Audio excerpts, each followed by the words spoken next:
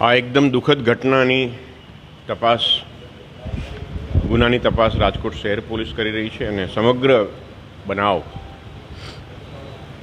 જે રીતે બન્યો છે દુઃખદ એ સરકાર ખૂબ ચિંતિત છે અને જે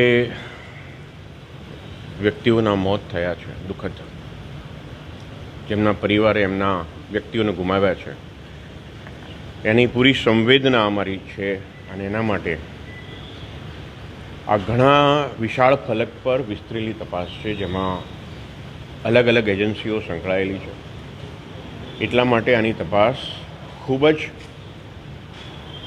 ઊંડાણથી કરવી પડે કારણ કે તમે ઊંડાણથી તપાસ કરો તો જ દોષિત દંડાય અને કોઈ નિર્દોષ માણસ આનો ભોગ ના બને.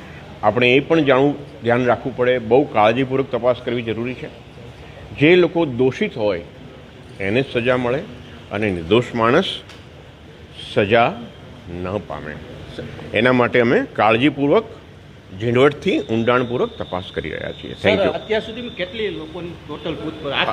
ઘણા બધા લોકોની પૂછપરછ કરવામાં આવી છે, ઘણા દસ્તાવેજો કબજે કરવામાં આવ્યા છે. અલગ અલગ કોર્પોરેશનમાં કેવા પ્રકારની કામગીરી છે, ફાયર વિભાગની કામગીરી કેવા પ્રકારની છે, ફાયર સેફ્ટી એક્ટ 2013-2023 સુધીના જોગવાઈઓનો ફાયર ડિપાર્ટમેન્ટમાં શું અમલ થઈ રહ્યો છે, અન્ય વિભાગ શું કાર્યવાહી કરી રહી છે, GDCR અને ગ્રુડામાં શું નિયમો છે, એમાં ક્યાં વાયોલેશન થયું છે, ભવિષ્યમાં નિયમો આપણે શું ધ્યાન રાખવાનું છે, ટાઉન પ્લાનિંગ ડિપાર્ટમેન્ટ દ્વારા શું ભૂલો થઈ છે કે પછી નિષ્કાળજી રાખવામાં આવી છે, અન્ય કોર્પોરેશનમાં પણ આ પ્રકારની ગાઈડલાઈન આપી શકાય અને ભવિષ્યમાં આવા પ્રકારની કોઈ દર્દનાક બનાવ ન બને એના માટે તલસ્પર્શી તપાસ થાય છે અને બિલકુલ ન્યાયી, નિષ્પક્ષ અને તટસ્થ તપાસ થશે જેની હું સંપૂર્ણ ખાતરી આપું છું. Thank you.